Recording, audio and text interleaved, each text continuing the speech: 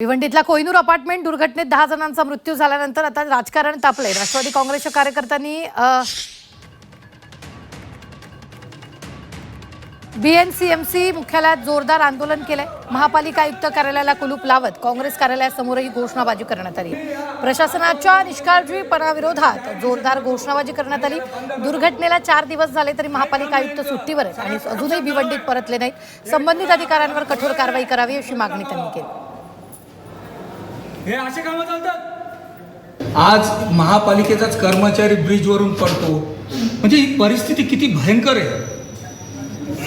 आज किती बाईकवाले पडतायत साहेब, याच्यात तुम्ही जरी त्या अधिकाऱ्याला सस्पेंड नाही करू शकत, पण तुम्ही प्रेसला सांगायला पाहिजे की तिथला अधिकारी आहे आणि बीट अधिकारी यांना आम्ही सस्पेंड करतो। कारण काय 10 लोक मेलेत हो, आणि असे पण लोक रोज पडतायत मरतायत। काय परिस्थिती, आपल्या व्हॉट्सअपवर ट्विटरवर आपल्या भिवंडीची अक्षरशः मजाक उडवली जाते, कसे कसे रील बनवले जात आहेत। म्हणजे हे नाही बोललं तर आपल्यासारख्या सगळ्या लोकांनाच हे काळे पोचण्यासारखं झालं। तर तुम्ही याच्यावर त्वरित ॲक्शन घ्यावं।